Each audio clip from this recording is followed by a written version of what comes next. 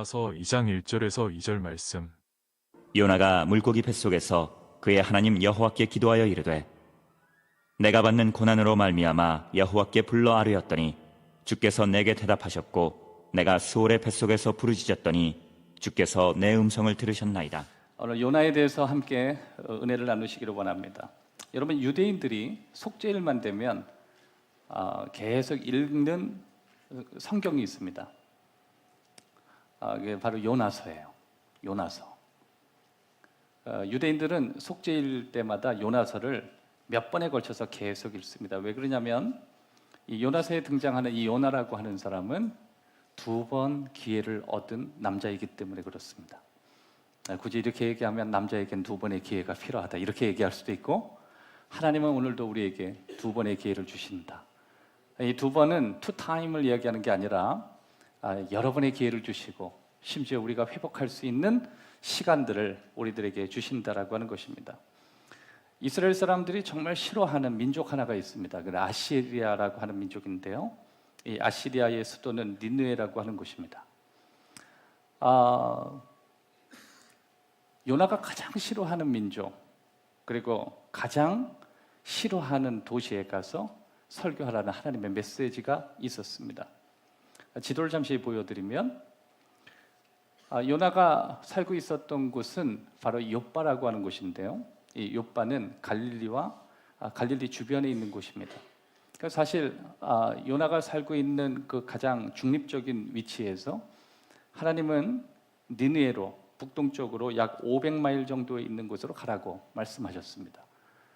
그런데 요나는 그게 싫어서 다시스로 가게 됐죠. 그게 약 2,500마일 정도. 사실 니느웨로 가기 위해서 뱃삭도 이미 다 지불을 했고 다시스로 가야 될 이유가 하나도 없었지만 요나는 자신의 정서적으로 또 자신의 마음 가운데 니느웨로 가기 그렇게 좋아하지 않았습니다. 비뚤어진 방향으로 갔어요. 방향 자체가 하나님이 원하지 않는 방향으로 나아갔다라고 하는 것입니다. 여러분, 우리 삶에도 니느웨가 있고 다시스라고 하는 곳이 있죠. 특별히 하나님이 우리를 부르실 때 이 니느웨로 부르실 때가 있죠. 니느웨는 뭐예요? 사랑의 안전지대 밖에 있는 부르심이에요. 거친 부르심이고 또 우리의 삶에 가장 안전하고 편안한 곳에 부르신 것이 아니라 불편한 곳으로 하나님이 불러주시는 것입니다. 요나는 하나님의 그 부르심 가운데 그분의 삶을 선택한 것이 아니라 자신의 라이프를 선택한 거예요. 다소는 저와 여러분의 삶이에요. My life. 니느웨는 His life. 그분의 삶이에요. 여러분, 우리는 그분의 삶과 나의 삶, 이 중립에 늘 있어요. 근데 사실 우리는 My life를 원하는 거예요. 충분한 대가, 그리고 불편한 어떤 마음에도 불구하고 우리는 끊임없이 My life를 우리는 원해서 그리로 가기로 원한다라고 하는 것입니다. 사실 다소로 가는 것은 우리 스스로가 선택한 삶이고 우리가 결정한 삶이고 우리가 만족할 수 있는 그런 삶이었다라고 하는 것입니다. 하나님이 가끔 우리의 삶 가운데 부르시는 이 니느웨의 부르심은 사실 개인적으로 볼 때 굉장히 가혹할 수 있고 아플 수 있고 힘들 수 있어요. 왜 그러냐면 여러분이 혹시 욥바를 가보신 적이 있다면 이스라엘의 가장 백미는 예루살렘이 아니라 욥바예요. 여러분, 이스라엘 가면 욥바를 반드시 가보라고 합니다. 왜 그러냐면 그곳은 지중해가 펼쳐 있고 너무너무 아름다운 곳이에요. 바로 그곳의 선지자가 요나였습니다. 자신의 마을을 떠나서 오히려 불편한 사람들, 불편한 장소, 심지어 미워하는 사람들에게 나아간다는 것은 그렇게 편한 마음이 아니었습니다. 그런데 하나님이 도전하셨어요. 니느웨에 가서 설교하거라. 충분한 대가를 지불하고 니느웨로 가야 되는 예약까지 다 잡혔음에도 불구하고 그는 반대 방향으로 갔다라고 하는 것입니다. 그럼에도 하나님은 요나를 사랑하셨습니다. 따라합시다. 그럼에도 하나님은 요나를 너무 사랑하셨다. 하나님은 요나를 너무 사랑하셔서 큰 폭풍을 보내셨습니다. 그 폭풍은 초자연적인 폭풍이었고 우리가 생각할 땐 요나의 불순종 때문에 하나님이 폭풍을 보내셨다라고 하지만 사실 하나님이 보내신 폭풍은 요나를 살리려고 하는 폭풍이었고, 요나를 구원하려고 하는 폭풍이었고, 요나를 일으켜 세우려고 하는 하나님의 폭풍이었습니다. 여러분, 하나님이 요나를 죽이려고 했다면 즉시 죽일 수 있었죠. 근데 하나님의 관심은 요나를 죽이는데 관심이 있지 않았습니다. 오히려 요나의 생명을 살리려고 하고 싶은 마음이 있었고, 요나의 삶을 하나님의 원하시는 삶으로 맞추려고 하는 하나님의 관심이 있었다라고 하는 것입니다. 여러분, 우리가 성경을 보게 되면 성경에서 나오는 모든 폭풍이 전부 우리가 저지른 죄 때문에 발생하지 않는다라는 것을 우리가 잘 알게 될 거예요. 여러분, 여러분의 삶 가운데 폭풍을 경험하신 적 있죠? 그 폭풍이 다 우리의 잘못 때문에 일어나지 않는다는 걸 이해할 필요가 있어요. 내 삶의 환난, 내 삶의 어려움, 심지어 내게 발생하는 여러 가지 어려움들, 폭풍과 같은 상황, 초자연적인 슈퍼내추럴 같은 이런 상황이나 환경은 다 저와 여러분의 잘못 때문에 발생하지 않는다라고 하는 것입니다. 진짜 폭풍이 뭔지 아세요? 그거는 저와 여러분이 경험하는 외적인 환경이 아니라 우리의 죄가 폭풍이에요. 우리가 저지르는 죄예요. 우리가 범하는 죄예요. 우리가 매 순간 하나님 반대로 가는, 비뚤어진 방향으로 가는 그것이 우리의 삶의 죄 자체라고 하는 것입니다. 진짜 무서운 폭풍이고, 사실 그러한 폭풍을 우리가 만나게 되면 우리의 가족, 심지어 우리가 가지고 있는 재정, 심지어 우리가 가지고 있는 모든 상황들이 굉장히 어려움 가운데 처하게 된다라고 하는 것입니다. 여러분, 모든 죄가 폭풍을 일으키는 건 아니지만 그 폭풍이 일어날 때 주변 사람들에게 정말 많은 영향을 끼치게 된다라고 하는 것입니다. 그럼에도 불구하고 하나님께서 폭풍을 주시는 이유가 있어요. 나를 돌이키게 하려고 그러는 거예요. 내가 지금 걸어가는 그 방향과 다른 방향으로 가도록. 여러분, 다시스라고 하는 것은 하나님이 기대했던 방향은 아니었어요. 다시스로 간다고 해도 하나님이 요나를 미워하진 않습니다. 하지만 그가 하나님의 원하시는 방향으로 돌아서기를 원하셨다라고 하는 것입니다. 방향을 바꿨다고 해서 그게 회개는 아니죠. 마음을 바꿨다고 해서 그게 회개는 아니에요. 그럼에도 불구하고 그런 폭풍을 통해서 방향을 바꾸기 시작합니다.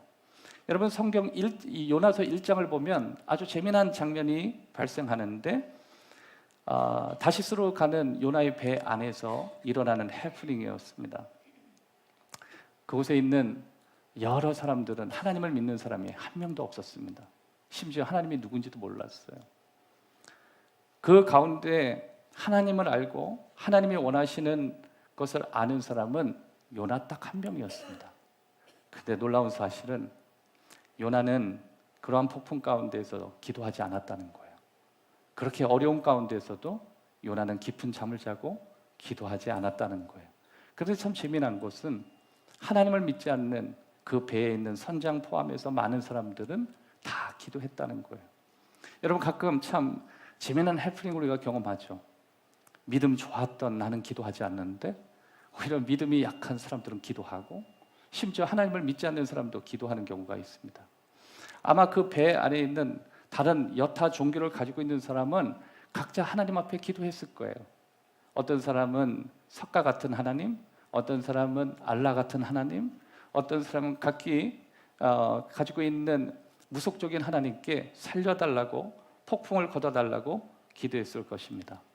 그러나 그 폭풍 가운데 요나는 기도하지 않았어요.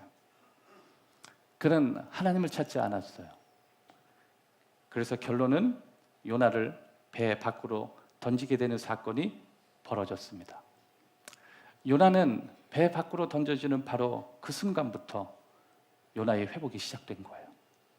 하나님이 요나를 살리시고, 요나의 삶을 살리시고, 요나의 주변을 살리게 되는 하나님의 회복의 프로그램이 요나가 배 밖으로 던져지는 바로 그 순간, 최악의 상황 속에 이제 시작되어진 것입니다.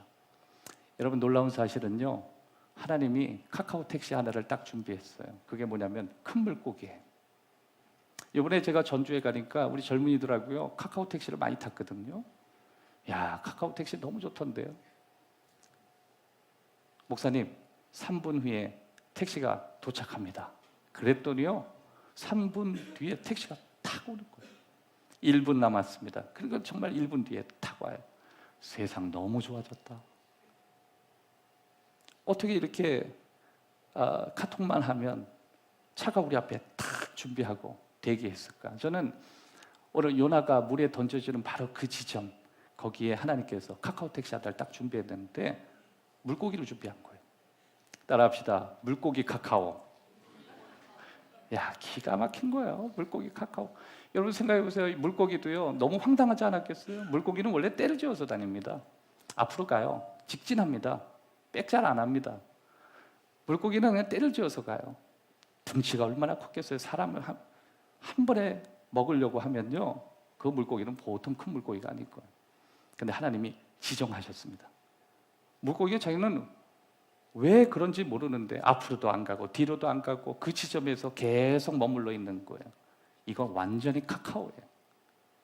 하나님께서 그의 물고기의 머릿속에 너는 시커먼 거 하나 물속에 들어갈 건데 절대로 씹으면 안 된다 그러셨을 거예요. 여러분 뭐 범고래나 뭐 기타 여러 가지 물고기들 보면요, 이빨이 날카로워요. 만약에 하나님께서 요나를 딱 던지고 그 지점에 물고기를 뒀는데 하나님이 세심하게 물고기한테 씹지 말거라 이거 얘기 안 했으면요, 어그정어정 씹다가 요나가 반 정도 딱 남았을 때 하나님 살려주세요 하고 나중에 요나가 나왔을 때 장애인으로 나왔을 거예요. 근데 하나님이 물고기에게 이렇게 지정했습니다. 통으로 삼키거라. 통으로 삼키거라. 놀라운 은혜죠. 앞으로도 안 가고 뒤로도 안 가고 그 지변에 바로 그 지점에 물고기를 대기시키시고 그 물고기가 무슨 물고기인지 모르겠지만 적절한 순간에 바로 거기 있도록 하셨다라고 하는 것입니다. 여기서 하나님은 조금씩 그에 대한 계획을 보여주기 시작하죠. 그 계획은 바로 요나가 회복되는 과정을 설명하고 있는 것입니다.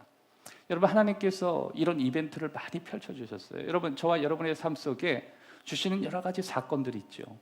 이것이 저와 여러분이 회복될 때 그 회복을 위해서 완전히 도움은 되지 않지만 우리를 회복시키는 그 과정 안에 이 이벤트 사건들은 너무 중요하기 때문에 하나님이 이 사건을 우리에게 주시는 것입니다. 폭풍이라고 하는 사건, 갑자기 시커먼 물고기가 나를 삼키는 그런 사건, 이거는 우리가 변화되어지는 과정 안에 필수적으로 우리에게 주시는 하나님의 계획 가운데 하나입니다. 물론 우리가 여러 사건을 통해서 완벽해지진 않지만 점점 하나님을 향해서 나아가는 조건이 될 수 있고 점점 하나님 앞에 나아가는 우리의 삶의 방향을 잡아주기 위한 어떤 과정을 돕는 놀라운 이야기일 수 있다라고 하는 것입니다. 바로 그것이 요나서 1장의 스토리예요. 이제 드디어 2장으로 넘어갑니다. 드디어 요나는 물고기 뱃속으로 들어가요. 여러분, 물고기도요, 자기 뱃속에 요나가 있다는 거 모르고 있었을 거예요. 왜냐하면 하나님이 그냥 삼키라고 했으니까.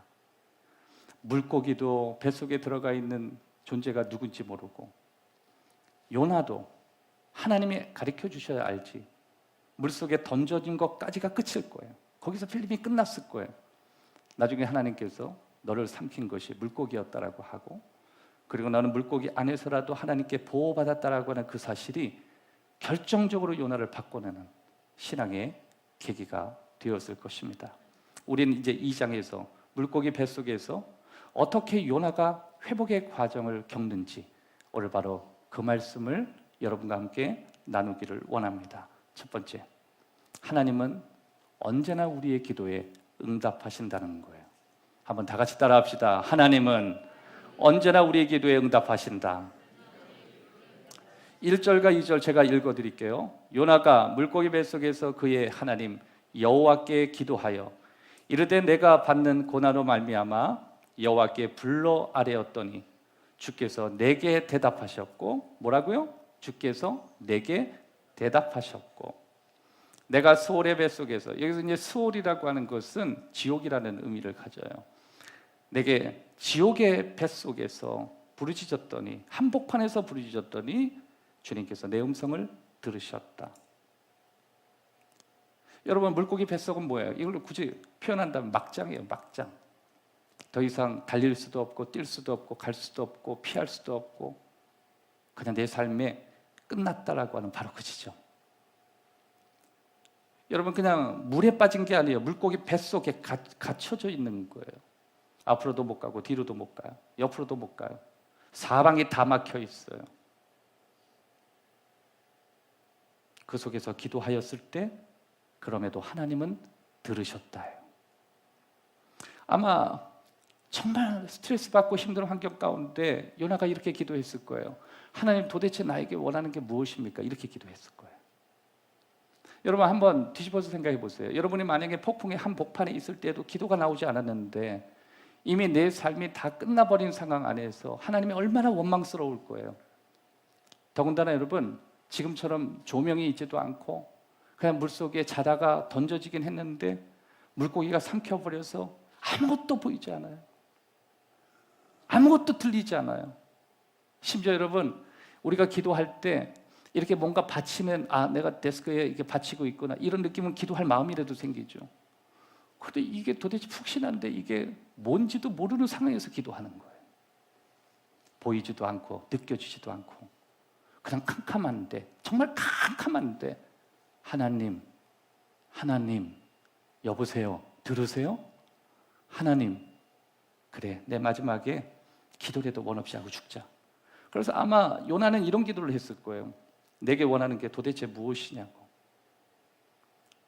하나님이 폭풍까지 주셨다는 건 내가 알겠는데 도대체 나는 어디에 있고 난 지금 어떤 상태고 내가 살아있는 건지 죽어있는 건지 지금 꿈을 꾸고 있는지 하나님 나에게 원하는 것이 무엇입니까? 아마 요나는 그렇게 기도했을 거예요. 그는 하나님으로부터 도망갔던 건 분명하거든요.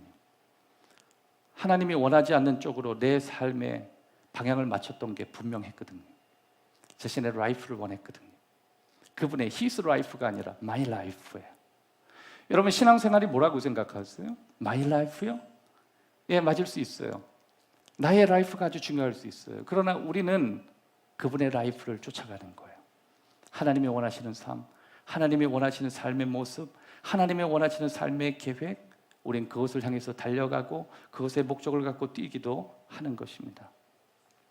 그분이 부를 때 나는 그분에게 응답해야 될 이유가 있고 내가 또한 기도할 때 그분은 응답하신다는 사실을 우리는 믿고 살아가는 것입니다.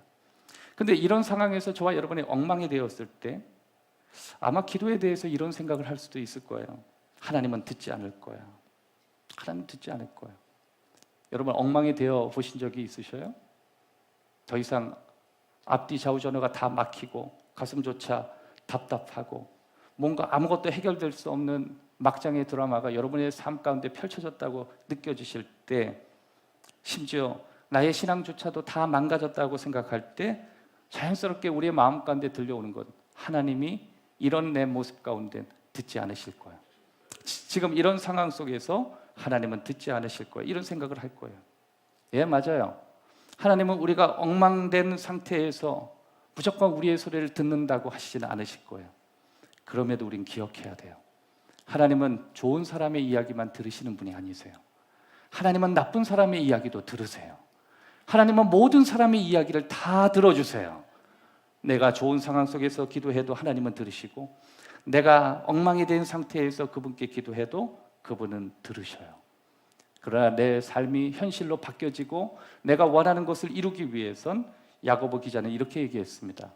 너희가 의로운 삶이 되어야만, 너희가 하나님과 그분의 삶을 살아가야만 하나님은 너희의 기도를 응답하신다고 우리에게 말씀해 주시는 것입니다.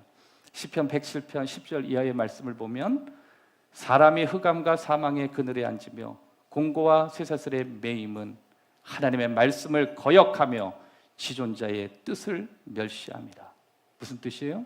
하나님이 원하시는 방향과 전혀 다른 방향으로 갈 때 우리는 흑암에 놓이게 되고 사망의 그늘에 앉게 된다. 그것입니다. 그럼에도 불구하고 혹 우리의 삶이 흑암이라 할지라도 우리의 삶이 사망과 같이 막장의 상황이라 할지라도 분명히 기억해야 될 한 가지 사실이 있어요. 우리가 기도하면 그분은 들으신다요. 따라합시다. 우리가 기도할 때 하나님은 들으신다. 우리 자위에 있는 분하고 인사합시다. 하나님은 우리의 기도를 들으십니다.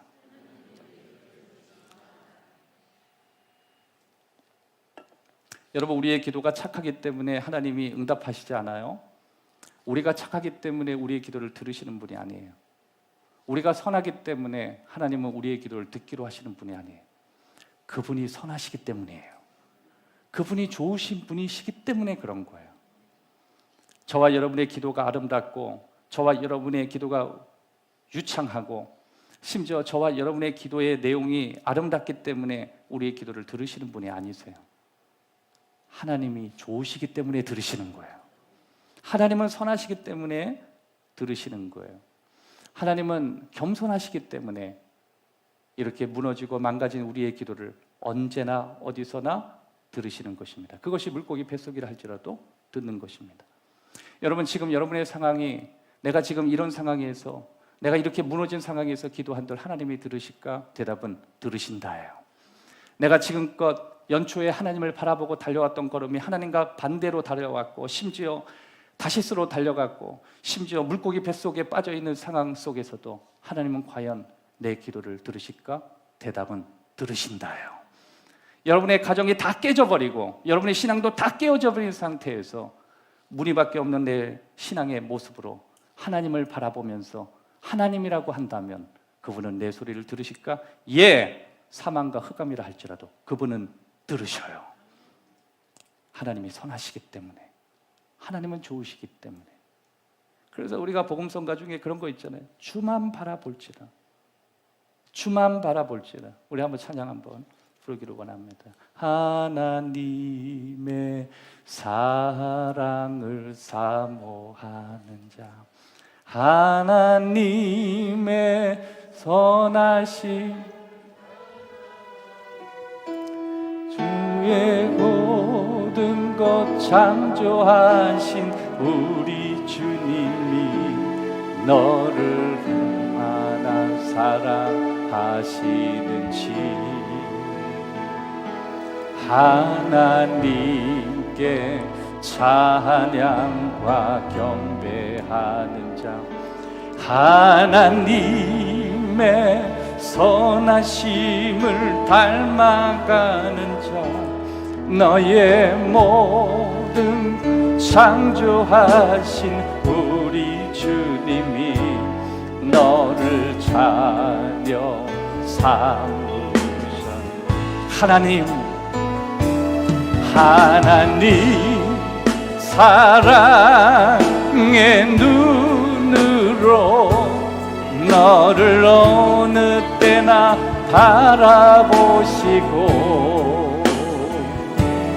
하나님 인자한 귀로서 언제나 너의 기울이시니 어둠에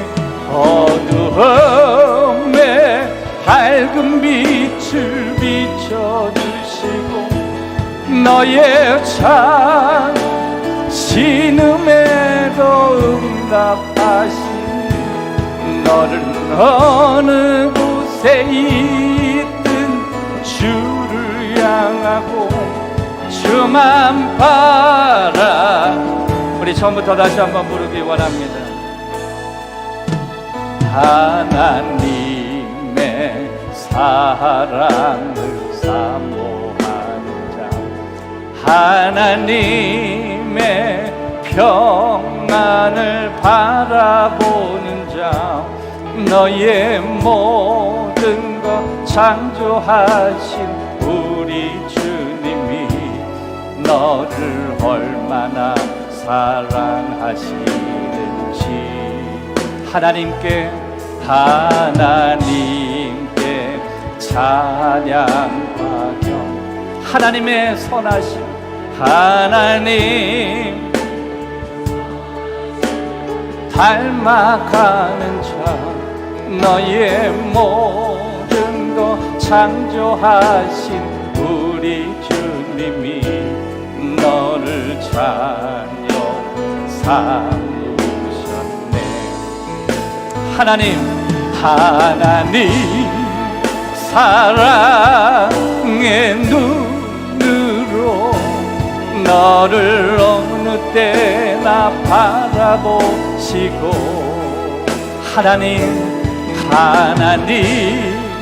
인자한 귀로서 언제나 너에게 기울이시니 어두움에 밝은 빛을 비춰주시고 너의 작은 신음에도 응답하시니 너는 어느 곳에 주를 향 주만 바라볼지라 주만 바라볼지라 만 바라볼지라.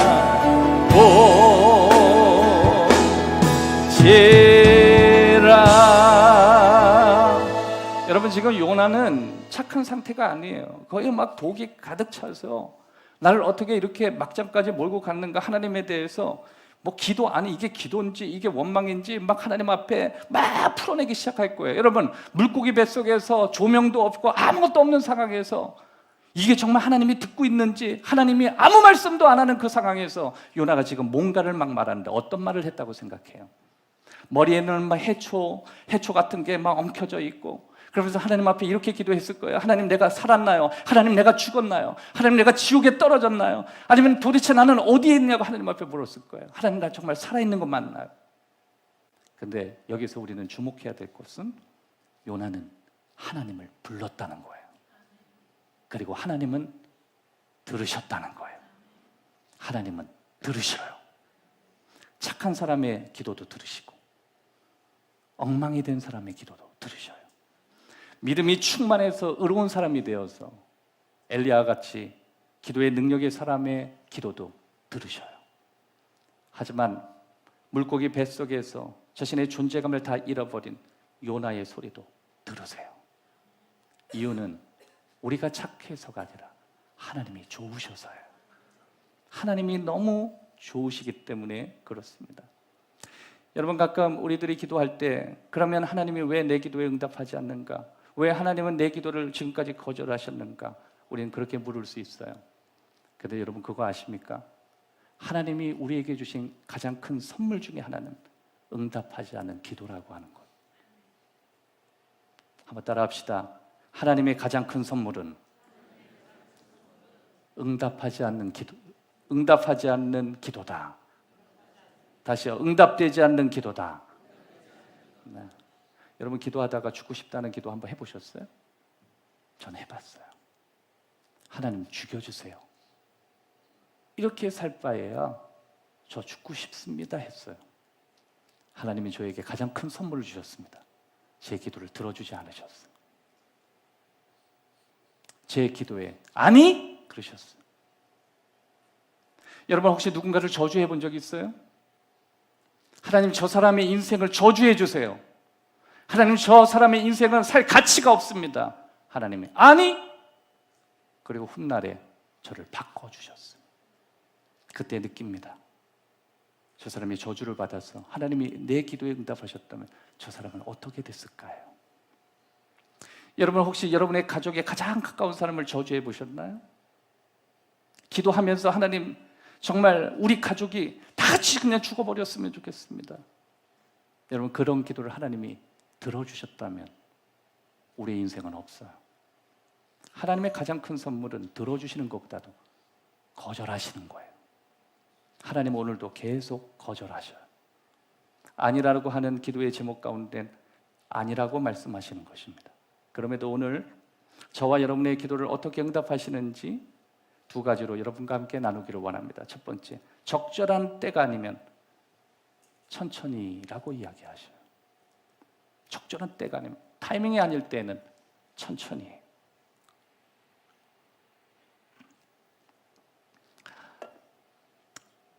여러분 지연이라고 하는 거 있죠?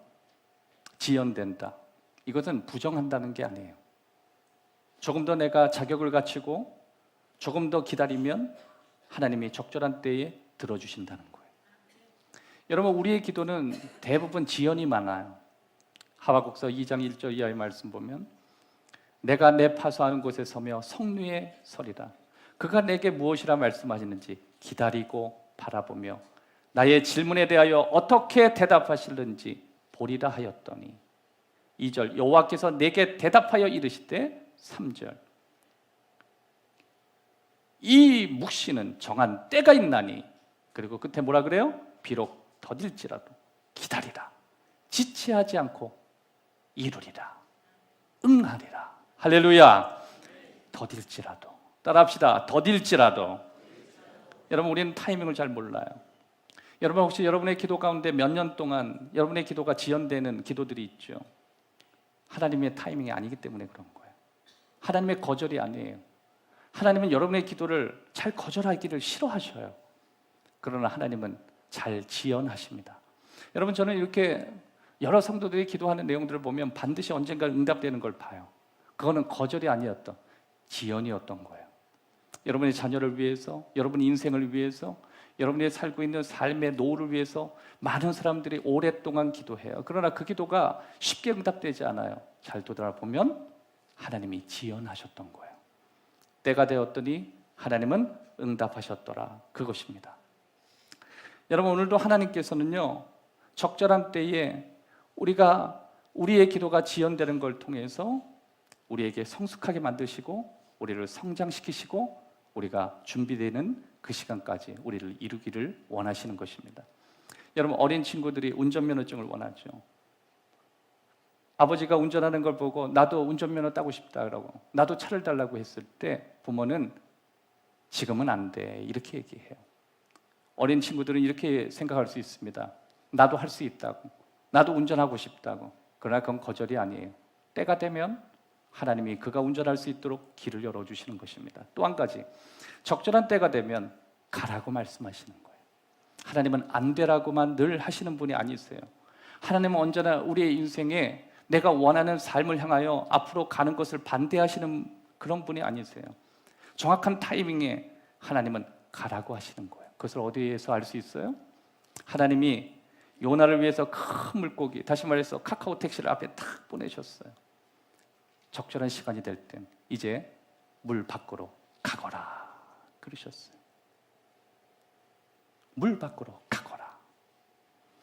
답답한 환경, 막혀있는 상황, 풀리지 않는 문제, 도대체 이 역겨운 이 문제 언제인들 내가 해결될 수 있을까? 아마 요나는 괴로웠을 거예요. 그러나 적당한 시기에 하나님은 가라 이야기하셨어요.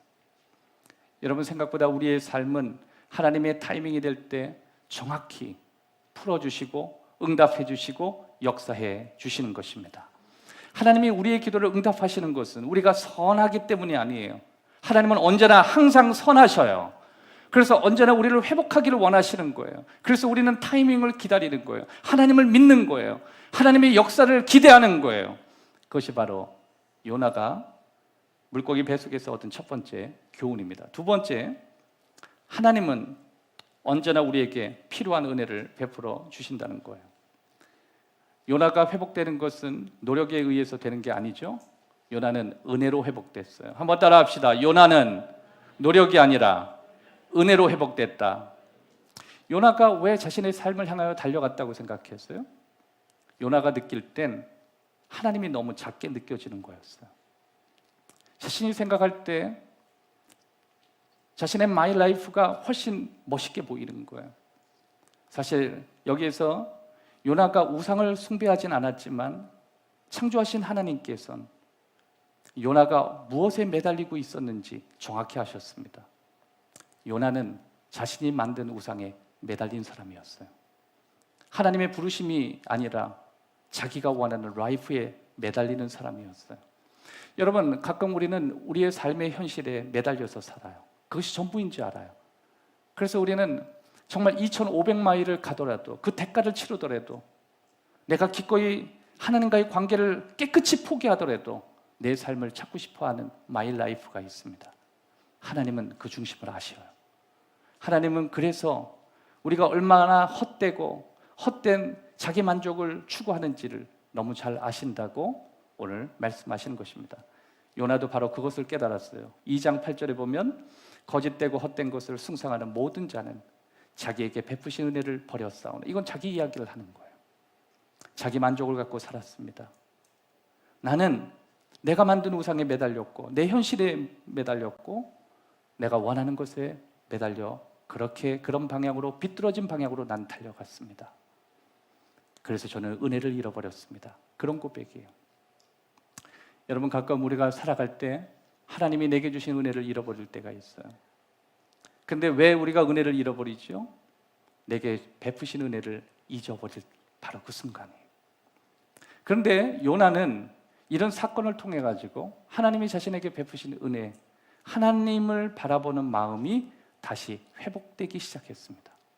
여러분, 생각보다 우리가 노력하면 하나님의 은혜 속에 들어간다고 생각하는데 사실 우리 정말 어렵고 힘들면요, 우리의 노력은 그렇게 크게 도움이 되지 않습니다. 그것보다 훨씬 이런 사건들, 이러한 어려움이 내가 잊어버렸던 하나님의 은혜, 하나님의 얼굴을 향하게 되는 순간이 있어요. 여러분, 우리가 가지고 있는 하나님의 은혜 있죠. 우리가 받았던 하나님의 은혜, 이 은혜는요, 하나님 반대로 가면 갈수록 내가 받았던 은혜는 점점 소멸되고 사라져요. 하나님은 은혜가 좀 말라버린 이런 요나를 바라볼 수가 없었어요. 그래서 요나를 살리기 위해서 그를 위해서 폭풍을 준비하시고 또 물고기 뱃속에 그의 삶을 넣어버리셨던 것입니다. 하나님은 다시 그를 물고기 뱃속 밖으로 건져내시면서 하나님을 향하는 것이 무엇인지, 하나님을 향하는 것이 얼마나 큰 행복이고 하나님이 자신을 얼마나 사랑하시는지 그의 마음을 깨닫게 하시고 알게 하셨다라고 하는 것입니다. 여러분, 요나가 하나님 앞에서 도망치는 것을 멈추는 순간 자신의 마음속에 메말라가는 은혜, 그것이 더 이상 말라가는 것에서 멈추기 시작했습니다. 여러분, 우리의 신앙에 더 이상 망가짐을 멈추는 방법이 있어요. 하나님을 향하지 않는 내 모습을 그만 멈추는 거예요. 이제 내가 다시 하나님을 향하기로 결정하는 순간 하나님이 주시는 폭포수 같은 은혜가 우리에게 넘치도록 주시는 것입니다. 고린도전서 15장 9절에서 10절 말씀에 사도 바울은 이렇게 고백했습니다. 나는 사도 중에 가장 작은 자라. 나는 하나님의 교회를 박해하였으므로 사도라 칭함을 받기에 감당하지 못할 자니라. 그러나 내가 나된 것은 하나님의 은혜로 된 것이니 내게 주신 그의 은혜가 헛되지 아니하여 내가 모든 사도보다 더 많이 수고하였으나 내가 한 것이 아니요 오직 나와 함께 하신 하나님의 은혜로다. 다 같이 따라합시다. 하나님의 은혜. 우리는 하나님의 은혜로 변화되었어요. 하나님의 은혜로 새로워졌어요. 하나님의 은혜로 강해졌어요. 하나님의 은혜로 부드러워졌어요. 하나님의 은혜로 우리는 새 삶을 얻게 되었어요. 하나님의 은혜가 우리의 삶을 이끌어 주는 거예요. 여러분, 하나님의 은혜는 터무니없는 내 삶의 모습을 자연스럽고 아름다운 모습으로 바꿔주셔요. 그게 하나님의 은혜예요. 내가 아름다운 모습으로 나를 가꿨던 게 아니에요. 하나님의 은혜가 나를 아름답게 가꿔주신 거예요. 하나님의 은혜가 엉망진창이었던 내 삶을 하나님이 원하시는 삶으로 바꿔주신 거예요. 그리고 그 은혜가 우리에게 이렇게 얘기합니다. 넌 하나님의 자녀야. 넌 하나님의 자녀야. 넌 하나님의 자녀야. 그 은혜가 여러분에게 있기를 주의 이름으로 축원합니다.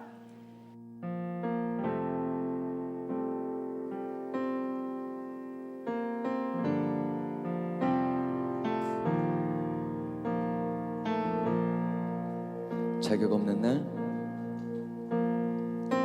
자격 없는 날 왕께서 반기시네. 잃어버린 날 찾으신 그 사랑, 그 사랑. 독생자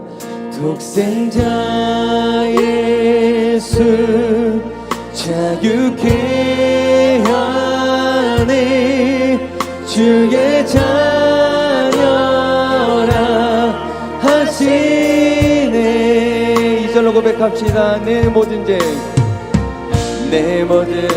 대속하신 주의 나 죄 아래 있을 때, 나 죄 아래 있을 때 나 우리를 위한 죽으신 예수 독생자 예수 자유케 하네 주의 자녀라 하시네 아버지 집에 거할 것인데 주의 자녀라 하시네 성화가 나갑시다 택하시고 지키시며 나의 자녀라 하시네 그의 소유 삼으시고 나의 자녀라 한 번 더 택하시고 지키시며 나의 자녀라 하시네 그의 소유 삼으시고 나의 자녀라 하시네 나의 자녀라 하시네 독생자 예수 자유케 하네 주의 자녀라 하시네 아버지 집에 거할 것 있네 주의 자녀라 하시네 세 번째는요, 하나님이 다시 계산할 수 있도록 도와주시는 거예요. 우리의 계산에 미스테이크가 일어난 거예요. 삶의 주의를 기울이지 않았기 때문에 내가 도대체 어떤 지점으로 가야 되는지 내비에서 이탈한 거예요. 가끔 우리도 그럴 때 있죠. 그래서 우리에게 내비를 늘 찍고 가는 거예요. 목적지가 있고 가야 될 방향이 있는데 주의를 기울이지 않으려 보니까 하나님이 원하시는 방향이 아니라 전혀 다른 방향으로 가기 시작한 거예요. 근데 하나님은 우리가 어디 있는지 정확히 아시는 거죠. 하나님이 어느 정도의 길을 이탈하셨는지 하나님이 아시는 거죠. 그걸 우리의 계산을 도와주시는 거예요. 너의 계산이 약간 미스테이크했어. 넌 원래 그런 계산으로 살아서는 안 돼. 내가 원하는 계산이 있어. 그러니까 우리의 삶에 지금 플러스가 일어나는지 마이너스가 일어나는지 계산이 안 됐다가 사건을 주시면서 계산이 다시 돌아오기 시작하는 거예요. 여러분, 우리의 삶에 건강한 계산으로 다시 회복되고, 나의 삶에 있어서 내가 매달리고 내가 붙들었던 내 삶의 스타일이 하나님이 원하시는 플러스가 아니고 마이너스라고 하는 것, 그 계산이 건강하게 돌아올 수 있도록 하나님이 돕는 두 가지 방법이 있습니다. 첫째는 찬양을 통해 다시 계산하게 되는 거예요. 찬양이에요. 여러분, 찬양이 중요해요. 왜 그러냐면 오늘 요나서 1장에서는 요나가 폭풍 속에서 삶의 막장 드라마를 쓰는 내용이에요.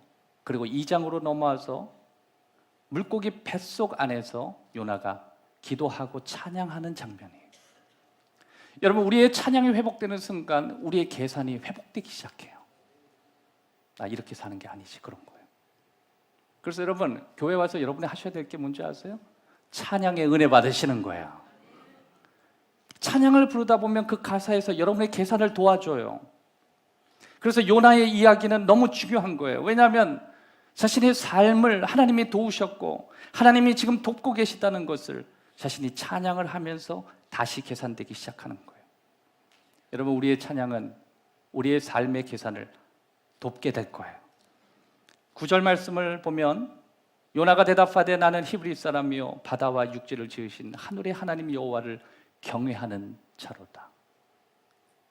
왜 이것이 1장에선 그의 마음 깊이 들어오지 않았는지, 왜 이런 계산이 자신에게 있지 않았는지, 왜 자신의 삶에 마이 라이프만 있었고 히스 라이프가 없었는지, 나를 향한, 내 가정을 향한, 내 인생의 마지막을 향한 하나님의 그분의 계획이 왜 내게는 없었는지, 그가 물고기 뱃속에서 찬양이 회복되면서 그는 다시 계산되기 시작한 거예요. 찬양이 회복되면 우리의 계산이 돌아와요. 여러분, 여러분의 삶에 건강한 계산에서 어느 순간 여러분의 계산이 잘못되지 않았어요? 오차가 있지 않았어요? 엉뚱한 계산은 아닐 거예요. 나름대로 우리는 계산을 잘 하니까. 하지만 그 계산 하나님의 계산과 맞지 않아요. 왜냐하면 하나님의 계산은 좀 더 터프하고 좀 더 내가 받아들이기에는 불편했지만 그런 미래가 있었고 나를 향한 비전이 있었고 또 그것은 정말 좋은 계획이기 때문에 그렇습니다. 당장 내 눈앞에 보이는 내가 계산했던 계산은 당장은 달콤하지만 우리의 삶을 파괴하고 우리 주변을 아프게 하고 심지어 내가 걸어왔던 모든 삶을 부정해야 되는 정말 요나 같은 엉뚱한 상황으로 내몰리게 되는 그러한 상황을 가져오게 되는 것입니다. 요나는 물고기 뱃속에서 찬양을 다시 부르기 시작한 거예요. 난 자녀다. 자녀라 하시네. 아마 여러분 들어오실 때 마음이 답답하고 힘드신 분들, 제 설교는 기억이 안 나도 이거는 기억날 거예요. 자녀라 하시네. 자녀라 하시네. 네, 그거예요. 그것만 기억하시면 돼요. 여러분의 계산을 도우실 거예요. 나 자녀 맞지? 내가 이렇게 엉망으로 살아도 나 자녀 맞지? 내가 비록 이렇게 착한 사람이 아니라도 내 기도를 들으시는 좋은 분이 계시지. 내 계산이 돌아오는 거예요. 그래서 용기가 생기는 거예요. 다시 기도해야겠다. 내가 한 주간 동안 내 삶이 엉망이었고 막장의 드라마를 쓰고 심지어 물고기 뱃속까지 나는 내 삶의 환난, 어려움, 여러 가지 상황, 조건들이 엉망인데도 기도하지 않고 잠을 잤지만 이제 내몰려서 기도조차 내가 할 면목이 있을까라고는 그런 상황 속에서라도 난 기도할 수 있다는 걸 배우게 된 것입니다. 사랑하는 여러분, 오늘도 하나님은 우리의 삶 가운데 찬양을 통해서 다시 계산할 수 있도록 도와주시는 거예요. 그래서 요나는 9절 말씀에 나는 여호와를 경외하는 자로다. 여러분, 겉은 아무것도 변하지 않았어요. 환경도 바뀌지 않았고 상황도 바뀌지 않았고 조건도 바뀌지 않았고 아무것도 바뀌지 않았는데 2장에서 볼 수 있는 요나의 모습은 마음은 바뀌기 시작했어요. 그의 중심이 바뀌기 시작했어요. 겉은 바뀌지 않아도 속은 바뀌기 시작한 거예요. 네, 하나님은 그렇게 일하셔요. 하나님은 겉부터 바꾸시는 분이 아니에요. 겉을 감당할 수 있는 속을 바꾸시기 시작하는 거예요. 요나는 이제 새로운 계산이 생기기 시작한 거예요. 찬양할 때 그것이 회복되는 것입니다. 여러분, 찬양은요, 그분의 말씀 안에서 반복적으로 그분을 높이는 거예요. 또 찬양은 하나님을 기분 좋게 만드는 것이 찬양이 아니에요.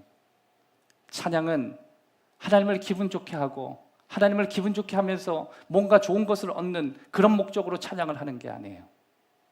우리가 찬양하는 가장 큰 이유는 우리가 찬양함을 통해서 우리가 누구인지를 알게 되고 찬양을 하면서 그분이 얼마나 우리를 사랑하시고 그분이 얼마나 나를 귀하게 여기시는지 새롭게 계산되기 때문에 찬양을 하나님이 원하시는 거예요.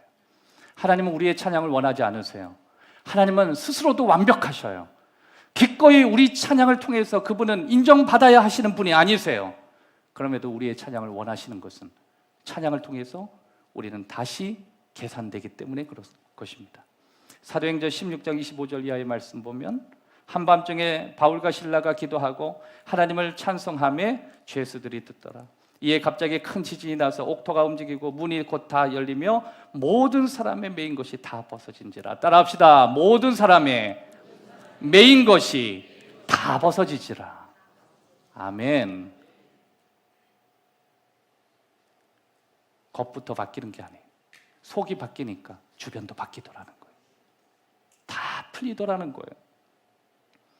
사도 바울도 감옥에서 앞뒤 좌우 전후가 다 막혀있는 상황, 심지어 최악의 장소에서 하나님을 찬양했어요.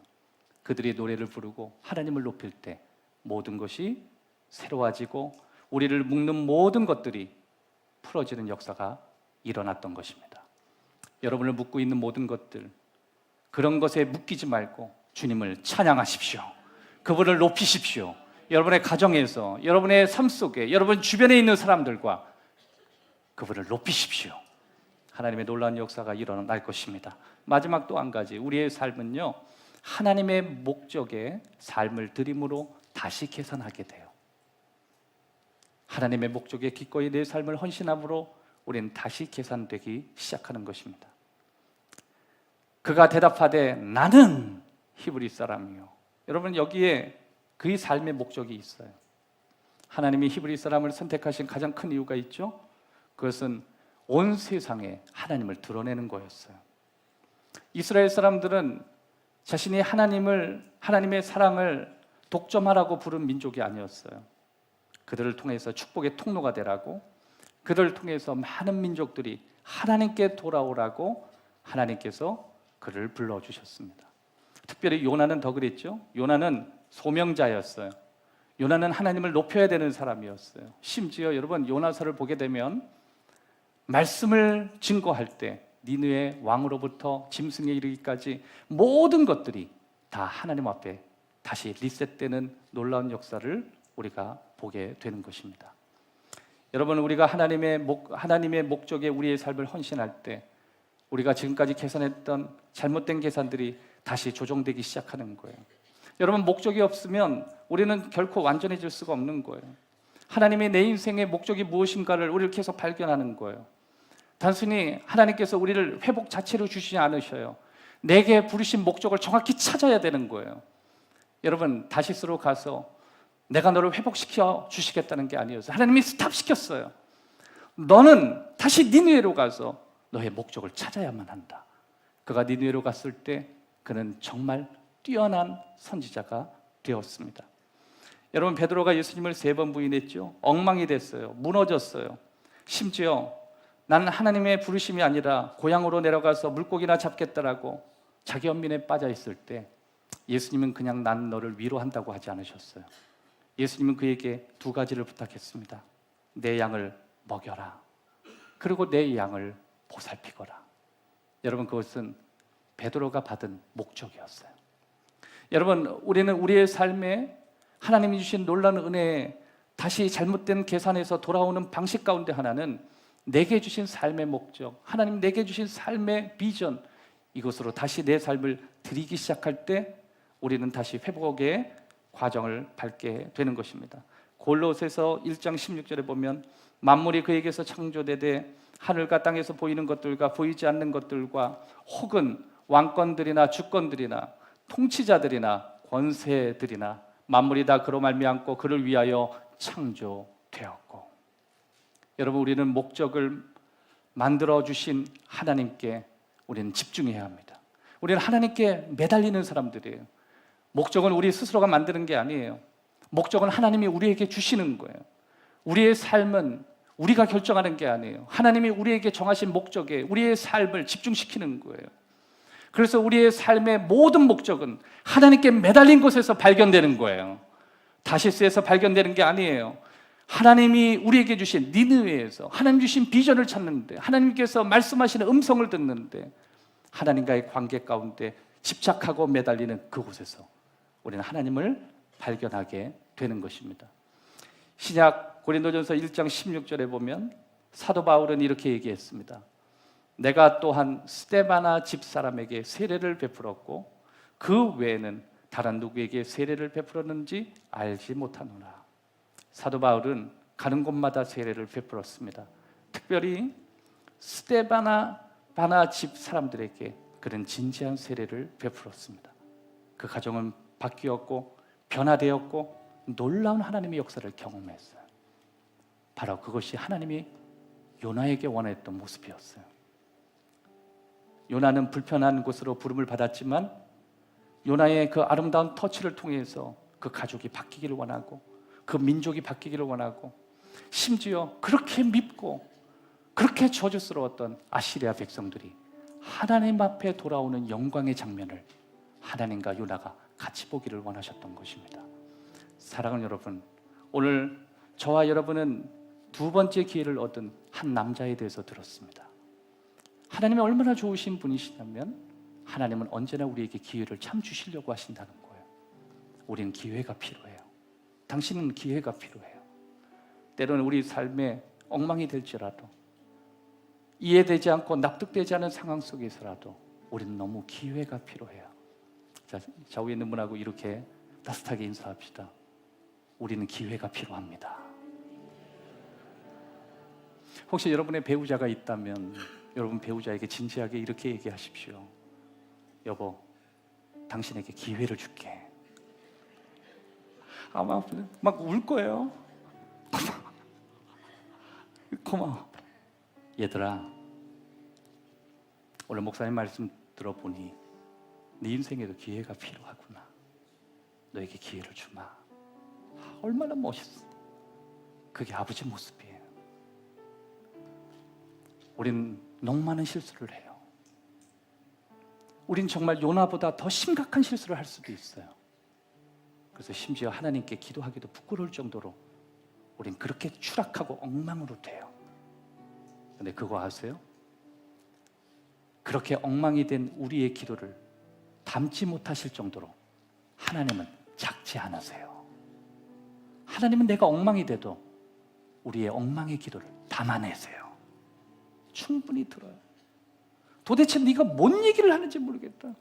여러분, 잠을 못 자고 기도해도 내가 뭔 소리로 기도하는지 모르는 판에 배 밑창에서 잠자다가 갑자기 물속에 들어가고 출처 모르는 모에 삼키긴 했는데 아무것도 보이지 않고 질퍽하고 답답하고 괴롭고 막막하고 이게 천국인지 지옥인지, 천국은 아닐지라도 이건 지옥 중에 상지옥이라고 생각하고 수많은 썩은 내가 나고 죽고 싶다는 생각이 그냥 가득 차고 시간이 멈춰있는 그 상황 속에 그냥 부를 수 있는 것이 하나님이라는 거 알고 계세요? 근데 하나님은 들으시잖아요. 아프게 기도해도 들으시잖아요. 신음하는 기도도 들으시잖아요. 저와 여러분이 착한 기도를 해서 들으신 게 아니에요. 저와 여러분이 기도 훈련 학교를 배웠다고 들으셨던 게 아니에요. 저와 여러분이 직분자라고 들으시는 게 아니에요. 여러분이 지금까지 20년, 30년 신앙생활했다고 여러분의 기도를 들어야 될 이유가 없으셨어요. 그분이 좋으셔서예요. 그분이 너무 선하시기 때문이에요. 그분을 찬양합니다. 오늘 3가지를 나눴습니다. 첫 번째, 그분은 우리의 기도를 응답하신다는 거예요.